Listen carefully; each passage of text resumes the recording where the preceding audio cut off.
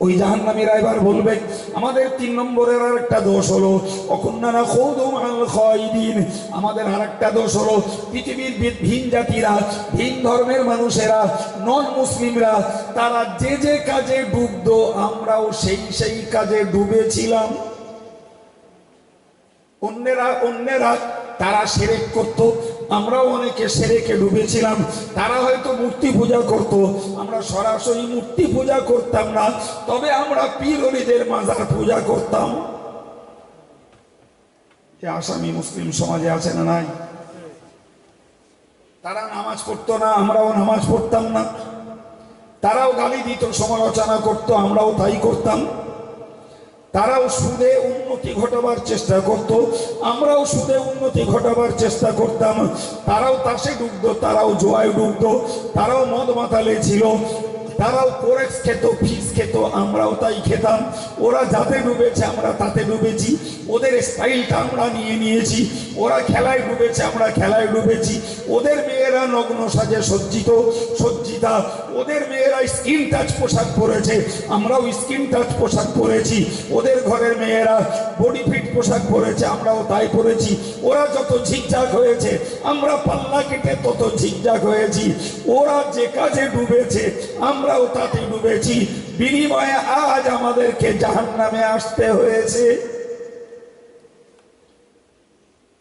একটু বলবেন আমার সঙ্গে, এই আসামি যা বললাম আমার সমাজে কম না বেশি? জি বেশি। আমি বলিনি, আপনারা স্বীকার করেছেন। আর আপনারা স্বীকার না করলেও আমি আরো খুলে ছেড়ে দেবো যে এই সংখ্যায় আজকে গোটা বিশ্ব জুড়ে বেশি। এটা শুধু শেখ পাড়ায় না, আফজানগরে না, চৌধুরী পাড়ায় না, গাজী পাড়ায় না, মল্লিক পাড়ায় না, টোটাল মুসলিম কমিউনিটিতে এই চরিত্রের মানুষই বেশি। কি ভারতে, কি আরবে, যে কি বাংলাদেশে, কিবা সুদানে, কিবা লেবাননে, কিবা জর্ডনে, কিবা আফগানে, কিবা ইরাকে, কিবা ইরানে, কিবা কাতারে, কিবা চাঁদে, বিশ্বের যতগুলি মুসলিম দেশ রয়েছে কোন দেশ এই জাতীয় দোষ থেকে মুক্ত নেই। জি, আপনি যদি বাংলাদেশের কথা ভাবেন শুনতে গেলে লজ্জা লাগবে। ওয়াজ করার লোকের অভাব নেই, আর ঠিক বলে চিল্লানোর শ্রোতার অভাব নেই। 47,000 নাকি ভণ্ড পীর, তার দরবারেও লোক ঠেসা, আর ওই রকম বড় বড় স্কলার, আন্তর্জাতিক খ্যাতি সম্পন্ন বক্তা, তাদের দরবারেও লোক ঠেসা। স্লোগান দেওয়ার অভাব নেই, হাত তুলে জিন্দাবাদ বলার অভাব নেই, ঠিক বলে চিল্লে দেওয়ারও লোকের অভাব নেই। জানেন এগুলো? জানেন? হ্যাঁ, তা এগুলো কারা? কারা এগুলো যারা ভণ্ডদের কাছে যায়? এরা কারা? চিটফান্ডের ব্যবসা করে, মিথ্যা জোচ্চুরি ফেরবাজি করে। কারা তারা? 16 কোটি লোক। তো আমাদের দেশে একটা সভা, একটা গ্রাম্য সভা, এই লোকগুলো হয়েছে। তো আমি দেখতে পাচ্ছি এখানকার ভাইরাও আছে, আফজানগরের অনেক ভাইরাও রয়েছে। জি, বাংলাদেশের একটা জায়গায় অজরে যেখানে সেখানে 2-10 হাজার লোক হয়। হবে এটা না কেন? হবে এটা না কেন? যেখানে হিসেবে 90% মুসলমান, 100 জনের মধ্যে 90 জন মুসলমান ছিল, 87, এখন 90 হয়ে গেছে মুসলমান। তো সেখানে সেখানে তো লোক পাওয়া যাবে। আমার দেশ মিশ্র দেশ, ঠিক না ভুল? এমনও গ্রাম রয়েছে 10 ঘর মুসলমান বাস করে, বাকি সব আদার কাস্ট। তারা একটা ওয়াজ দিলে মান রক্ষা করার জন্য কুটুমি নিয়ে বসায়। কিন্তু ব্যাপারটা ওঠে না। ব্যাপারটা তো এই জায়গায় ব্যাপারটা যে শ্রোতার সংখ্যা কম নেই, ওয়াজের সংখ্যা কম নেই, চরিত্রিক উন্নতি কতটা ঘটাতে পারলাম। প্রিয় ভাইরা আমার, আমি এই কথাটাই বলতে বলতে এতদিন এসেছি। আমি বলছিলাম, সেই এর আগে বলেছিলাম, আমার আল্লাহর কোরআন জানিয়েছে আল্লাযীনা হুম আনিল লাগবি মুরিদুন, যারা ঈমানদার এরা অনর্থক কাজ কথা থেকে নিজেরা মুখ ফিরিয়ে রাখে। ওইটাকে বোঝাতে এত কথা বলে লেটেস্ট বললাম, জাহান্নামীরা জাহান্নামে যাবে, তারাও এই কথাটা স্বীকার করবে। পৃথিবীর বেঈমান বেদিন বিজাতিরা তারা যে যে কাজে ডুবতো আমরাও সেই কাজে ডুবতাম। এখন আজকের যুব সমাজ, আজকের মেয়ে সমাজ যারা এই মোবাইলটাকে নিয়েই খেলায় মেতেছে, চিত্ত বিনোদনে মেতেছে, যারা এতে মেতে উঠেছে ফ্রি ফায়ার আর পাবজিতে, যারা মেতে উঠেছে এর হারাম প্রোগ্রামগুলোতে, এর ভিতরে তাস রয়েছে, ওতে ক্রিকেট রয়েছে, ওতে ফুটবল রয়েছে, ওতে জুয়া রয়েছে, ওতে রয়েছে গান আর বাজনা, ওতে যারা মেতে উঠেছে তারা কোরআনের আয়াত অনুযায়ী, হাদিস অনুযায়ী কোরআনের এই তাফসীরকে ইজ্জত বাঁচিয়েছে না বেইজ্জতি করছে? বেইজ্জতি হচ্ছে না, হয় না? বা কোরআনের বিরুদ্ধে অবস্থান নিয়েছে না নেইনি? হবে না ভাই, এতে হবে না। আমাদের মন পাল্টাতে হবে, জীবনটাকে স্বপ্নের ভিতর দিয়ে গড়তে হবে। আগে কল্পনা করতে হবে, তবে বাস্তবে রূপ দেওয়া যাবে। আগে ভাবতে হবে আমার লাইফ স্টাইল চলবে কতদিন, আমার দাপট কতদিন চলবে, ইসলাম বিরোধী আমার এই অবস্থান কতদিন চলতে পারে, আমাকে একদিন দুর্বল হতে হবে কিনা, আমাকে একদিন ভূপৃষ্ঠ থেকে ভূগর্ভে যেতে হবে কিনা, আমাকে একদিন নিস্তব্ধ নীরব হতে হবে কিনা, আমাকে একদিন অথর্ব অকর্মণ্য অচল অধম হতে হবে কিনা, এগুলো আগে নিজের মনের কাছে কল্পনা করতে হবে। শুধু ওয়াজ শুনলেই মানসিক পরিবর্তন আসে না, বা এইগুলোকে মনের ভিতরে খেলাতে হয়, এগুলোকে মনের ভিতরে জল্পনা কল্পনা করতে হয়। একদিন করবেন, দুদিন করবেন, দেখবেন একদিন বালিশে শুয়ে শুয়ে নিভৃতে নির্জনে একাকী নিজের চোখ দিয়ে পানি পড়ছে। কথা তো বাস্তব। কি সুখের জায়গা, কি আরামের জায়গা। রাত্রি যখন জলসা করে ফিরে যাই, অধিকাংশ দিন জামিয়ায় যেতে হয়, সকালে ক্লাস, জি, তো কম্বলটা মুড়ি দিয়ে শুয়ে পড়ি, শুয়ে পড়ে ভাবি কি আরামের জায়গা। যা কষ্ট করেছি সারাদিন, 18 ঘন্টা বকেছি, এখন ব্রেনটা একটু ঠান্ডা হচ্ছে, টেনশন ঢুকে গেল মাথায়, কবরে যাব, কেউ থাকবে না, একলা, চারিদিকে দেওয়াল, উপরটাও একদম বদ্ধ ছাউনি, কোথাও এক বিন্দু সূর্যের কিরণ ঢুকবে না, কোনো সূচের আগা পরিমাণ আলো তার ভিতরে যাবে না, একলা, কেউ নেই, কেউ নেই। উপায়টা কি? ভাববেন, চোখ দিয়ে পানি পড়বে, ভাবলেই ঘুম নষ্ট হয়ে যাবে। যদি কল্পনার জগতে এসে, স্বপ্নের জগতে এসে যদি কোনোদিন নিভৃতে নির্জনে নিজের বাস্তব অবস্থাটা কল্পনা করে চোখের দুপোটা পানি ফেলা যায়, ওইটুকু যদি আল্লাহ রহমতের দরজা খোলে তবে কপাল ভালো। তা না হলে আমাদের যা উচ্ছৃঙ্খলতার জীবন, হই হইয়ের জীবন, আমাদের যে জটিল জীবন, ভাই এতে আল্লাহর রহমত পাওয়া অত্যন্ত কঠিন, অত্যন্ত কঠিন। সম্মানিত ভাইরা আমার, কোরআন বলেছে আল্লাযীনা ইয়াসতামিউনাল কাওলা ফায়াত্তাবিউনা আহসানা। মহান আল্লাহর কোরআন বলেন, ও বিশ্বমানব তোমরা মনে রাখো, যারা ভালো ভালো কথাগুলোকে শোনে, যারা ভালো কথা বলে নয় যে কথাগুলোই শোনে, ফায়াত্তাবিউনা আহসানা, এবং ওই কথাগুলোর ভিতর থেকে যেগুলো উত্তম কথা, যেগুলো সুন্দর কথা, যেগুলো জ্ঞানমূলক কথা, সেইগুলোকে জীবনে কাজে লাগায়। কান শোনার যন্ত্র, জি, কোন বাক্য শূন্য আওয়াজ, কোনো বাক্য নেই, শুধু একটা শব্দ, এটা ওখানে ধরে। কোন বাক্য সহ আওয়াজ, ওটা ওখানে ধরে, ঠিক কিনা? আমি কথা বলছি, এতে বাক্য আছে, আওয়াজও আছে, কথা বন্ধ করে কানে ধরবে না, ধরবে না। কোরআন বলছে যে কথাগুলো শুনতে পাও, ওর মধ্যে যেগুলো ভালো ওইগুলোরে মানো, ওইগুলোই অনুসরণ করো, তাহলে তোমার জন্য দুটো সারপ্রাইজ, দুটো পুরস্কার। নাম্বার ওয়ান, আল্লাহ বলেছেন উলাইকাল্লাযীনা হাদাহুমুল্লাহ, ওরাই হলো আমার হেদায়েত পাওয়া বান্দা। সুবহানাল্লাহ, ওরাই আমার হেদায়েত পাওয়া বান্দা। আল্লাযীনা ইসতামিউনাল কাওলা ফায়াত্তাবিউনা আহসানা, যারা কত কথা শুনতে পেয়েছে জীবনে, ওর মধ্যে ভালো কথাগুলি, উত্তম কথাগুলি নিজের জীবনে পালন করেছে। উলাইকাল্লাযীনা হাদাহুমুল্লাহ, ওই লোকগুলোই তো সেই সৌভাগ্যবান ব্যক্তি যাদেরকে আল্লাহ হেদায়েত দিয়েছেন, এবং তারাই আমি আল্লাহর হেদায়েতের পথের পথিক বলে গণ্য হয়েছে।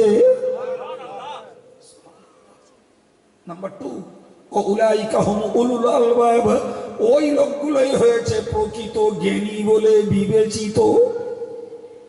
আল্লাহ বলেন এমএ পাস করলে জ্ঞানী নয়, বিএ পাস করলে জ্ঞানী নয়, জি ল পাস করলে জ্ঞানী নয়, আইএস আইপিএস অফিসার হওয়ার নাম জ্ঞানী নয়, মৌলানা মুফতি মুহাদ্দিস মুফাসসির হওয়ার নাম জ্ঞানী নয়।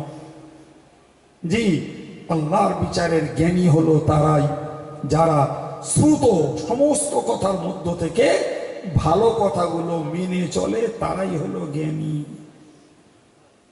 এবার একটু দয়া করে বলবেন, আজকে পৃথিবীতে শিক্ষার হার বেড়েছে, এটা আমি একবারও অস্বীকার করতে পারি না। যেহেতু জীবনটাই কাটছে শিক্ষাকে নাড়াচাড়া করি, সুতরাং প্রাইমারি স্কুল থেকে ইউনিভার্সিটি পর্যন্ত ঘুরে বুঝেছি দেশে শিক্ষার হার বেড়েছে। বুকে হাত দিয়ে শিক্ষিত ভাইরা একটু বলবেন, শিক্ষার মান কি বেড়েছে? একটু চিল্লে বলুন, শিক্ষার মান বেড়েছে? শিক্ষার হার বেড়েছে, মান বাড়েনি। জি, এই শিক্ষার হার বেড়েছে, তাতেই আমরা বুঝেছি যে দেশ জাতি বর্তমানে উন্নত এবং শিক্ষিত। কিন্তু কোরআন কি বলছে? যত কথা জীবনে শুনতে পাওয়া যায়, এই কথাগুলোর ভিতর থেকে যে ভালো কথাগুলো যারাই কাজে লাগায় তারাই হলো প্রকৃতপক্ষে জ্ঞানী। সুবহানাল্লাহ, হবে না? এবার একটু মূল্যায়ন করতে হবে আমাদেরকে, আমরা জ্ঞানী হব জগতের কাছে না আল্লাহর কাছে? তাহলে আল্লাহর কাছে যদি জ্ঞানী আমাদের হতে হয়, জি, তাহলে যে তাফসীরই শুনি না কেন সেটা আমাদের কাজে লাগাতে হবে, তবে আল্লাহর কাছে জ্ঞানী হতে পারবো। কিন্তু অতীব দুঃখের সঙ্গে বলতে হয়, আজকে নন মুসলিম যারা যে কোনো ধর্মেরই হোক ভাই, বিশ্বাস করুন এই আমাদের মতো দাড়িওয়ালা টুপিওয়ালা কিংবা বেদাড়ি নামাজি নামাজ কালাম পড়ে এদেরকে ওরা জ্ঞানী মনে করে না, এদেরকে ওরা বোকা মনে করে, এদেরকে ওরা মনে করে এরা মৌলবাদ, এদেরকে মনে করে এরা লেড়ে, চিল্লে বলুন নাউজুবিল্লাহ, এদেরকে ওরা মনে করে এরা মোল্লাতন্ত্র নিয়ে চলে, এদের ব্যাপারেই ওদের টেনশন। এদের মসজিদগুলোতে রয়েছে সব অস্ত্র কারখানা, এদের ব্যাপারেই ওদের টেনশন। এদের মাদ্রাসাগুলোকে জঙ্গি প্রশিক্ষণ দেওয়া হয়। নাউজুবিল্লাহ বল নাকি বা ওই দলে এতে কেউ আছে নাকি? হ্যাঁ বলে কেউ নেই। আমরা আজকে অবাক কাণ্ড, আধুনিক বিশ্বে ফ্রান্সের মতন দেশে রাসূলুল্লাহর কার্টুন তৈরি করে ভিডিও ক্যামেরাতে দেওয়া হলো, বিভিন্ন জায়গায় সেগুলোকে হ্যাঙ্গিং করা হলো, লিখে দেওয়া হলো হযরত মুহাম্মাদের ছবি দিয়ে, বলা হলো নাউজুবিল্লাহ রাসূলের ছবি আছে নাকি? হ্যাঁ, যেটা করলো সেটা ব্যঙ্গ ছবি তৈরি করে লিখে দেওয়া হলো আমি সন্ত্রাসবাদ, আমি ধর্ম ব্যবসায়ী, আমি চরিত্রহীন। আস্তাগফিরুল্লাহ। এই সেদিন তো এখনো 2 মাস হয়নি। তার মানে ওই ছবিটা দিয়ে ওই কথাটা তোলায় লেখার মানে হলো যে নবী মুহাম্মদ নিজে স্বীকার করছে যে আমি সন্ত্রাসবাদ। নাউজুবিল্লাহ বলে। আর আমরা সেই নবী মুহাম্মদের ফলোয়ার, আমাদের আর কত ভালো বলবো বলেন বলেন। কিন্তু বেদনার কথা ওই জায়গাটায় নয়, জি ওই জায়গাটায় বেদনা নয়, বেদনা তো এই জায়গাটায়। জি, আমার ঘরের এডুকেটেড পারসন, শিক্ষিত লোকেরা যখন এই জাতীয় বিষয়গুলিকে সমর্থন দেয়, তখনই তো মাথাটা ঘুরে যায়। আরে তোর গা আর কিছু না থাক, তোরা তো কলেমা পড়া লোক রে, তোরা তো কলেমার ঘরের ছেলে। হ্যাঁ, তোদের তোদের অবস্থানটা এই জায়গায় কেন? তোদের মনের ভিতরে এটা ঢুকলো কি করে? রাগ করেন না, হয়তো দুটো শিক্ষিত লোক আমার মতন অজ্ঞ লোকের মজলিসে বসতেও পারে, কিন্তু 32 বছর এই জাতির মাঝে বাংলার বাইরে, জি দিল্লি, বোম্বে, গুজরাট, আহমেদাবাদ, জি ত্রিপুরা সব ঘুরে ঘেরে বুঝেছি যেটা সেটা হলো আমাদের মতন এরকম অজ্ঞ লোকের মজলিসে এডুকেটেড পার্সনরা বসেও না, কানও লাগায় না, বরং মনে করে এগুলো ওই আবেগ ভরা কিছু বোকার কাজ। ভুল বলছি মনে হচ্ছে?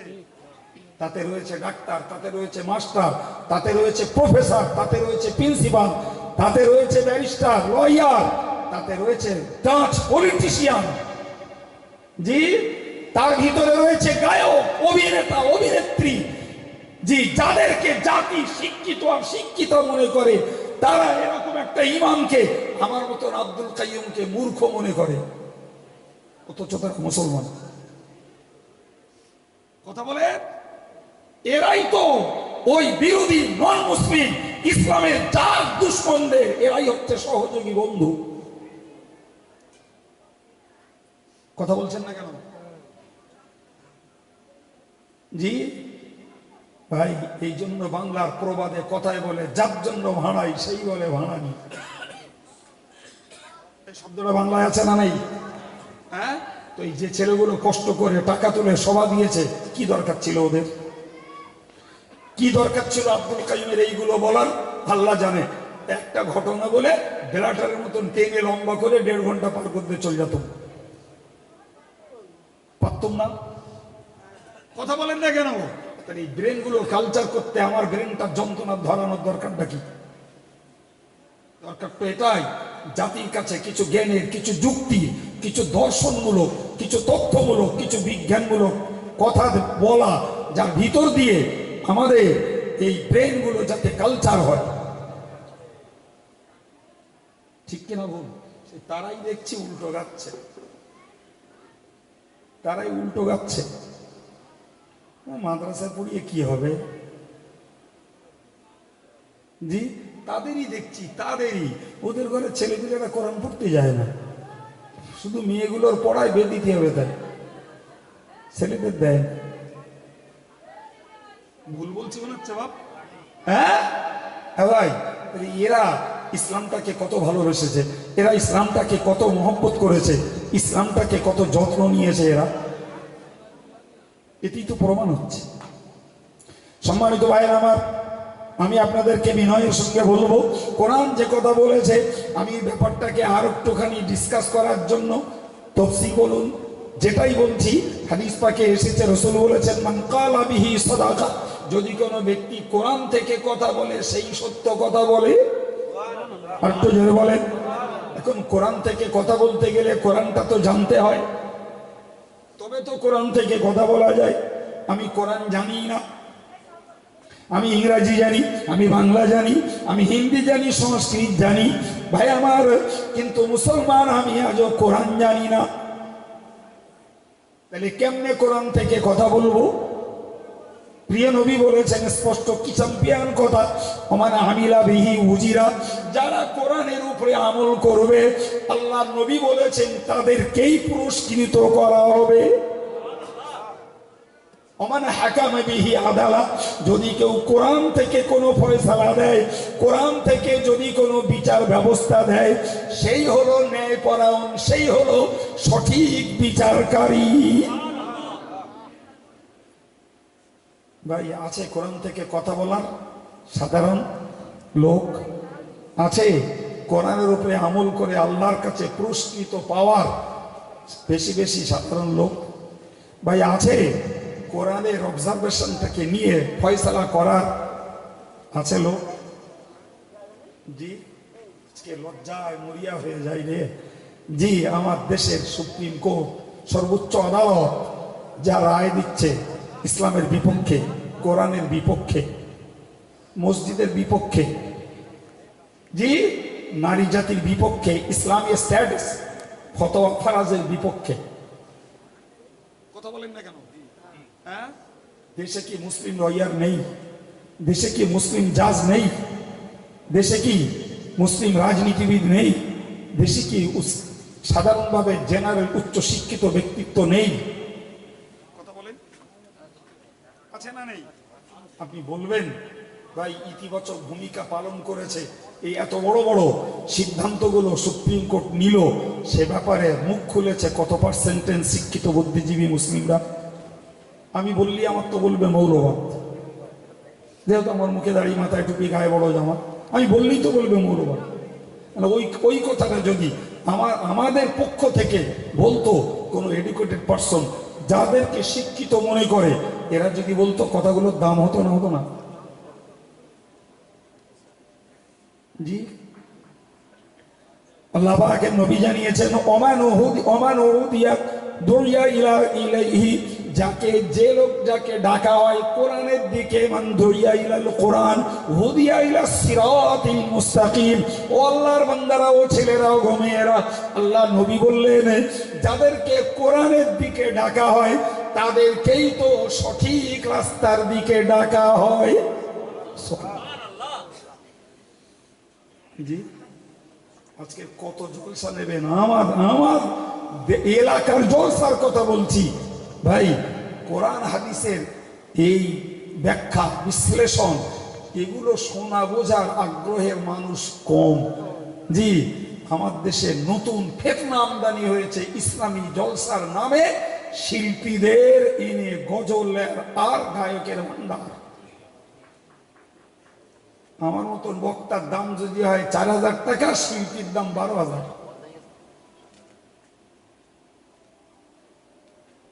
ভুল বলছি মনে হচ্ছে? হ্যাঁ, তার মানে দুধের স্বাদ ঘোলে মিটছে। গানের কনসার্ট দিয়ে চাঁদা দিলে, চাঁদা চাইলে হয়তো ধর্মপরায়ণ লোকেরা চাঁদা দেবে না, ধর্ম সমান নাম করে যদি চাঁদা চাওয়া হয় চাঁদা দেবে। একদিন সভা, আর একদিন শিল্পীদের গজল, মেয়ে মরদের কুড়োপাট্টা, আর আলাদা মার্কেট। গল্প বলছি মনে হচ্ছে? বলেন, ঠিক বলছি? ওর কাছে কোরআন হাদিস কি ঝেঁকবে? ওর ব্রেন আউট, ওর মন আউট। জি, ওর কাছে কোরআন হাদিস কি করে ঝেঁকবে? ও এটাকে কতটা স্মরণ রেখে কাজে লাগাবে? অথচ আল্লাহর কোরআন জানিয়েছে, ফামান তাবিআ হুদায়া ফালা খাউফুন আলাইহিম ওয়ালা হুম ইয়াহজানুন। আল্লাহর বান্দা বান্দি, তোমরা মনে রাখো, যারা তোমরা কোরআন শুনেছো, কোরআনের বক্তব্য, কোরআনের তাফসীর, ব্যাখ্যা, বিশ্লেষণ, এক্সপ্লানেশন যারাই শুনতে পেয়েছো, আমি কোরআন নিজে বলছি, ফামান তাবিআ হুদায়া, যারা আমার দেখানো এই সরল সঠিক পথটাকে তাবেদারি করবে, অনুসরণ করবে, ফালা খাউফুন আলাইহিম, ওদের না রয়েছে দুনিয়ায় ভয়, ওয়ালা হুম ইয়াহজানুন, না রয়েছে ওদের কোনো টেনশন, ওদের কোনো চিন্তা ভাবনা, ভয় ভীতি কিছুই নাই। যারা কোরআনের ফলোয়ার হবে, এদেরকে আল্লাহ টেনশন মুক্ত জীবন দুনিয়াতে দেবেন, পরকালেও দেবেন এদেরকে চিন্তা মুক্ত জীবন। জোরে বলুন। বিশ্বাস করার দায়িত্বটাও তো আমাদের, যেহেতু আমরাই হলাম, তো আমরাই, উই আর বিলিভার্স কমিউনিটি, আমরাই হলাম বিশ্বাসী জাতি। কোরআনকে বিশ্বাস করি, আমার নাম মোমেন। ঠিক না বল? হ্যাঁ, সেই কোরআনের ধারা বিবরণী, সেই কোরআনের ভাষণ আমার কাছে কার্যত গ্রহণযোগ্যতা পাচ্ছে না। যদি 20% থেকে 30% মুসলিম নারী পুরুষ এগুলোকে কার্যত মানে, 70% একদম পুরো এ গণ্ডির বাইরে। ভুল বললাম বা? বকতে বসিনি, আপনাদেরকে ধমকাতেও বসিনি, শুধু আত্মসমীক্ষা করলাম যে আর একটু বলার সময় ছিল, কিন্তু এদের সিগন্যাল ভালো না, এরা খাতা এনে হাজির করেছে, তার মানে আমার সিগন্যাল দিয়ে ফেলেছে, হুজুর ওয়াজ কম করে দেন, আমাকে একটু ভিক্ষা করে দেন। সুতরাং আর বলছি না। জি প্রিয় ভাইরা, আমি আপনাদের কাছে বোঝাতে চেয়ে কি পর্যন্ত এসেছি, বকতে বসিনি, ধমকাতে বসিনি, কাউকে অপমান করতে বসিনি। শুধু ভাই ভাই বসে একটু আত্মসমীক্ষা করলাম, জি আমাদের করণীয় কি ছিল আর বাস্তবে করছি কি। জি আমি আমি মাঝে মধ্যে একটা কথা বলি, বিশ্বাস করুন, একটা জলসায় বসলে না তখন মনটা ভালো লাগে। কারণ যেটা বাস্তব সত্য সেটা হলো, জলসাগুলোতে সাধারণত আসে যারা কোরআন ভক্ত, হাদিস ভক্ত, আলেম ওলামা ভক্ত, হয়তো 16 আনা করতে পারে না, কিন্তু এই যে কাছাকাছির একটা আকর্ষণ, এটাই হচ্ছে তার ফিউচারে তার লাইফ স্টাইলটা চেঞ্জ হওয়ার একটা সিগনাল। একদম বাস্তব ভাই। এই যারা কাছে ঘেঁষতে চেয়েছে এদের মনের ভিতরও একদিন এই কোরআন হাদিসের জায়গা হয়ে যাবে,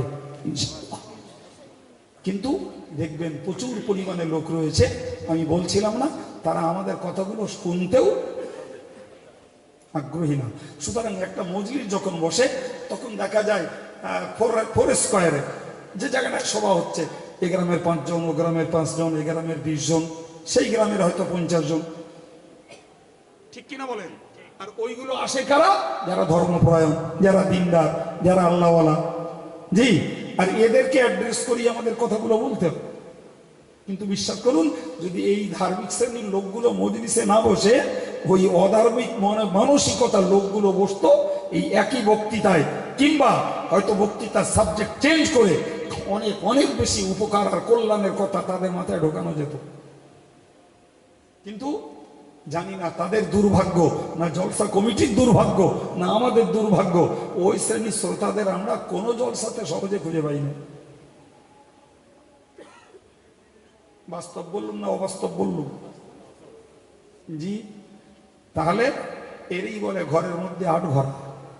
পরের কি বলবো, আমার নিজের ঘর আমি সামলাতে পারছি না। আমি নিজে ধার্মিক, আমার পরিবারটাকে ধার্মিক বানাতে পারছি না। ছেলেটা যুবকটা ধার্মিক, বাপটা এখনো মুখ ছুড়ে পড়ে না। কত যুবক দোয়া চাইলো, হুজুর একটু দোয়া করেন, আমার আব্বা এখনো নামাজ পড়ে না। বয়স কত রে? তো হচ্ছে 60 বছর। জি, কত স্বামী দোয়া চাইলো, হুজুর একটু দোয়া করেন, আমার বউটা বড্ড বেহায়া, বড্ড বড্ড বেলাই, কথা বললি সমান রাখে না।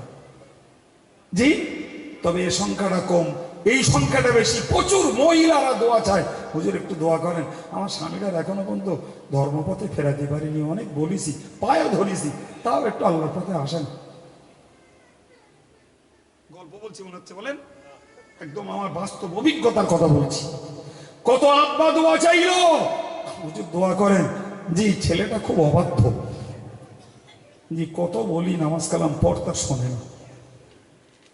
বাকি বিশ্লেষণ করছি না, কিন্তু বাস্তবে এগুলো আমাদের সামনে আসে। তাহলে তার মানে কি? ঘরের মধ্যে 8 ঘর, এক ঘরে ধার্মিক, এক ঘরে অধার্মিক। একই ঘরে অধার্মিকা মহিলা, সেই ঘরে আবার ধার্মিকা মহিলা।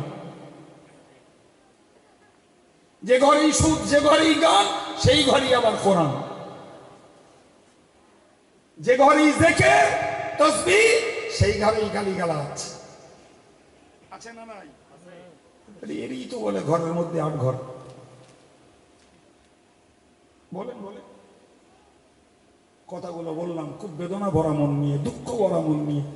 জি, আনন্দ করে বলিনি, আপনার কান ভারী করার জন্য বলিনি, বরং একটু ভাই ভাই আত্মসমীক্ষা করলাম। বাস্তব অবস্থা যখন এই, তাহলে আমাদেরকে এতক্ষণ ধরে যে কথাগুলো আল্লাহ আমার মতো অধমকে দিয়ে আপনাদেরকে শুনিয়ে দিয়েছেন, কথাগুলো যদি আমরা একটু চিন্তা ভাবনা করে, আমি কারোর দায়িত্ব কারোর দিচ্ছি না, ইন্ডিভিজুয়ালি প্রত্যেককে নিজের দায়িত্বটা নিজের নেওয়ার জন্য রিকোয়েস্ট করছি। আমার দায়িত্বটা আমি নেই, আমার যুবক ছেলেটা তার দায়িত্বটা সে নেক, আমার ভাইটা তার দায়িত্বটা সে নেক, আমার বয়স্ক মুরব্বীটা তার দায়িত্বটা তিনি নেন, পর্দার মায়েরা জি তিনি তার চিন্তাটা করুন, যুবতী মেয়েরা তার চিন্তাটা সে করুক। যদি প্রত্যেকে নিজের ভাগ নিজে নেই, তাহলে কারোর প্রতি আঙুল তুলতেও হবে না, কারোর প্রতি মনের কোনো ক্ষোভ দুঃখ অভিমানও বাড়বে না। আমার টেনশনটা আমি করি। কথা বলেন ঠিক না ভুল? অন্যথায় বাপ মেয়েরে বললি মেয়ে হয়তো প্রেস্টিজ ইস্যু করবে, বাপ যদি ছেলেরে বলে ছেলে হয়তো রাগ করে 2 দিন আর বাড়ি ভাত খাবে না, বাপের টেনশন আলাদা বেড়ে যাবে। আমি হুজুর এতক্ষণ ধরে ভদ্র ভাষায়, মার্জিত ভাষায় কথা বলেছি, যদি টেম্পটেড হয়ে বলি জি, আমারে বলবে খেজুর। কথা বলেন, তার থেকে বাবা যুক্তি, যার চিন্তাটা সেই করি, সবাই বাঁচার চেষ্টা করি। আল্লাহ বোঝার এবং কাজে লাগানোর মন দেন, জোরে বলেন আমিন।